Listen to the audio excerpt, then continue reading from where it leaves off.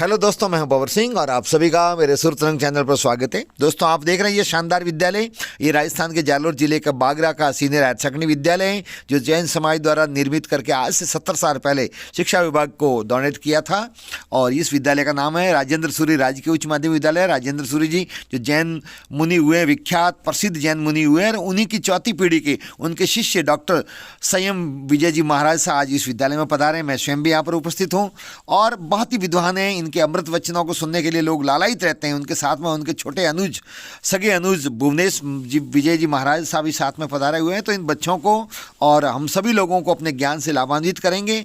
महाराज साहब अपने ज्ञान रूपी अमृत कलश में से कुछ ज्ञान की बूंदे हम सब तक बरसाएंगे और चलते हैं सीधे कार्यक्रम से जोड़ते हैं। आप संपूर्ण विश्व में जो अहिंसा का प्रतीक है वो जैन धर्म हर जगह विश्व में जो भी अहिंसा का सर्वश्रेष्ठ जो ज्ञान वो मिलता है वो हमें जैन धर्म की विभिन्न विचारधारा में मिलता है। तो मैं सीधे निवेदन करूंगा महाराज श्री संयम रत्न विजय जी की हमें ज्ञान प्रदान कर लाभान्वित करें। महाराज श्री संयम रत्न विजय जी। आप सभी इंतजार कर रहे थे हमारा।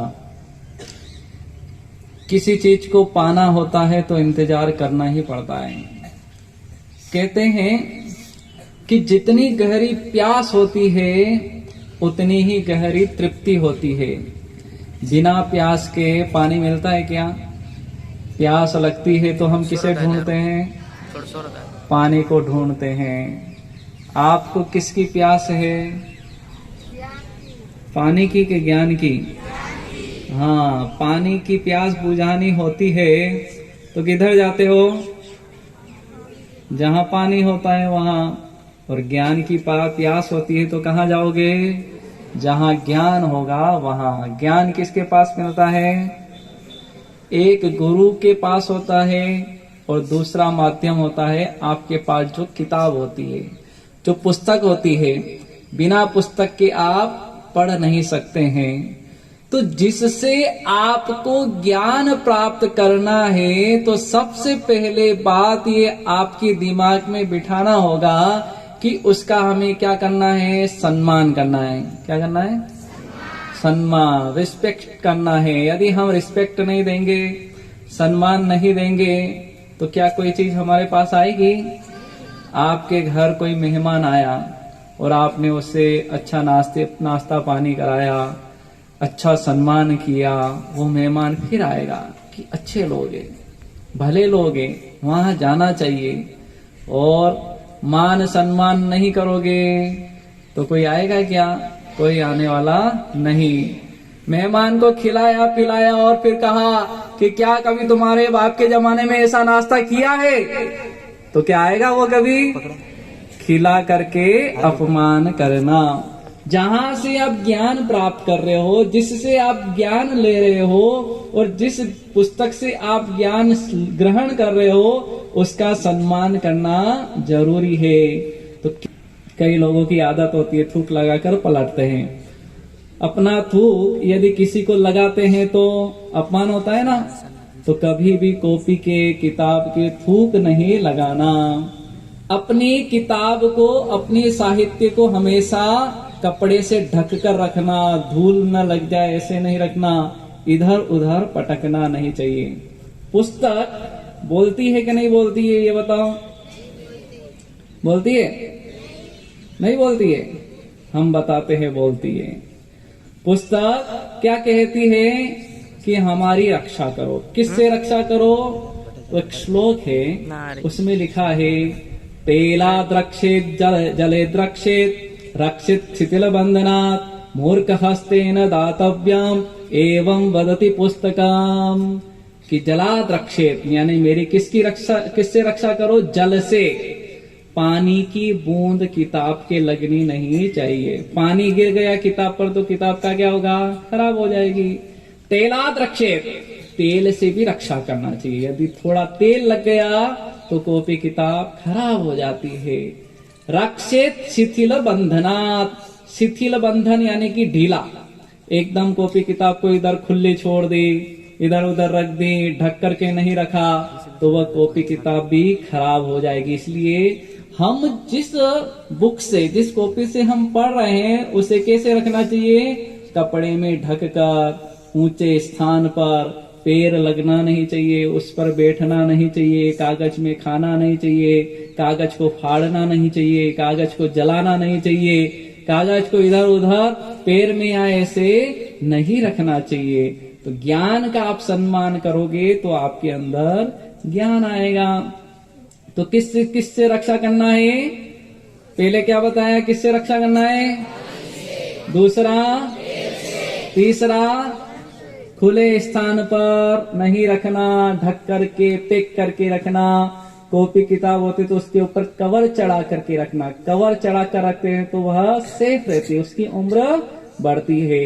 चौथी बात, मूर्ख हस्ते न दातव्यम, मूर्ख के हाथ में कभी मत दो। ऐसा कौन कहती है? एवं वदति पुस्तकम, इस प्रकार से पुस्तक कहती है कि मूर्ख के हाथ में कभी भी मुझे मत दो। यदि आएंगे तो कैसे आए? भक्ति के तार से। भक्ति के तार जुड़े होते हैं तो भगवान चले आते हैं। तो ज्ञान के तार हमारे गुरु से जुड़े होंगे, हमारे ज्ञान को प्राप्त करने के जो साधन है उससे जुड़े होंगे तो ज्ञान हमें मिलेगा।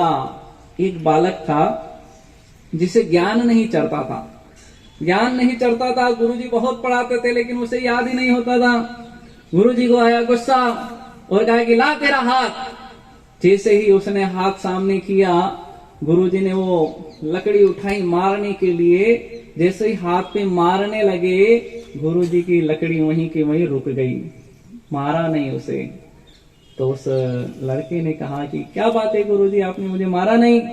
कि क्या करे बेटा, तेरे हाथ में ज्ञान की रेखा ही नहीं है, इसलिए तुझे मार नहीं सकता। ज्ञान की रेखा नहीं तो ज्ञान चढ़ेगा नहीं।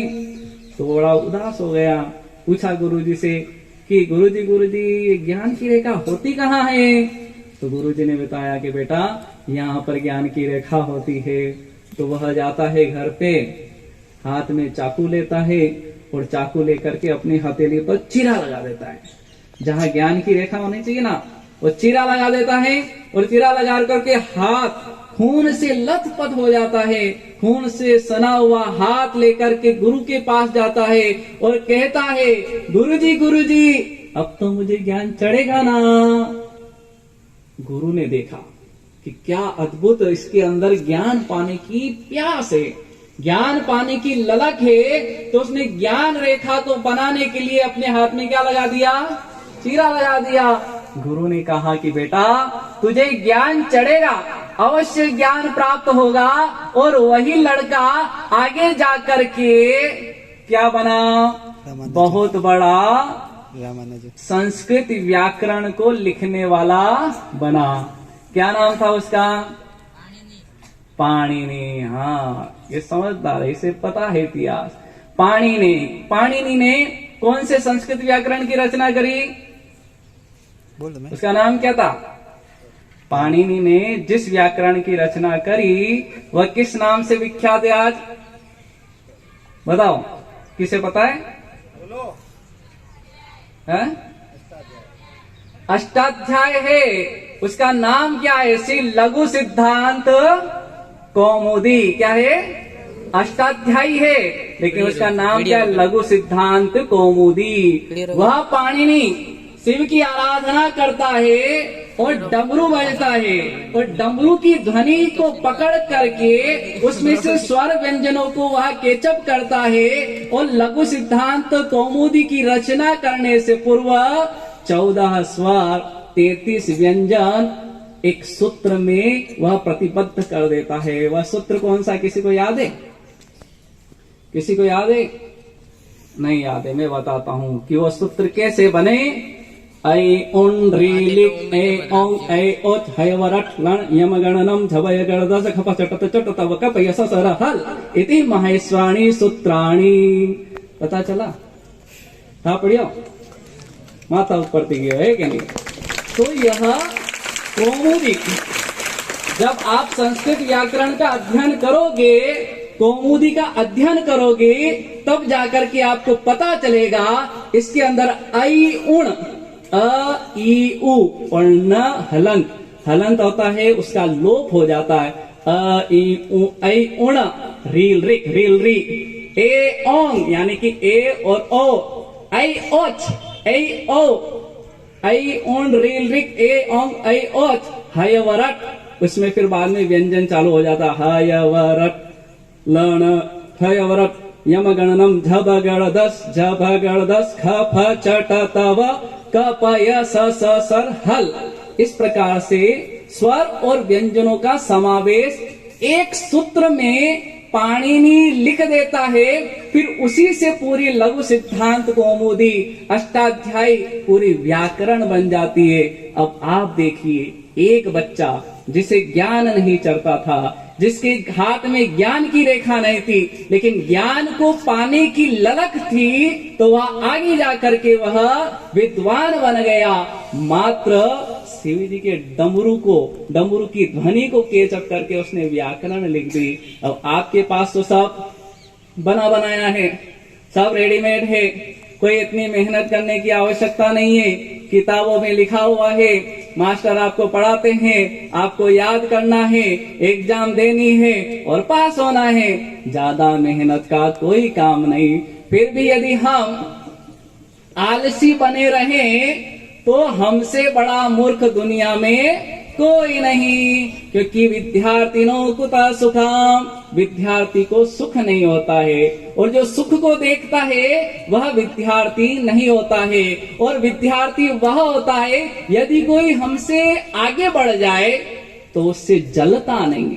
यदि आपसे कोई आगे बढ़ जाए तो उसकी पीठ थपथपानी चाहिए, वाह वाह कितनी मेहनत करी कि तू आगे बढ़ गए। तो दोस्तों, आपको ये ज्ञानवर्धक वीडियो कैसा लगा? वीडियो को लाइक करें, शेयर करें, कमेंट्स करें। चैनल को यदि अब तक सब्सक्राइब नहीं किया है तो सब्सक्राइब करें। आप सबका बहुत बहुत धन्यवाद। जय हिंद।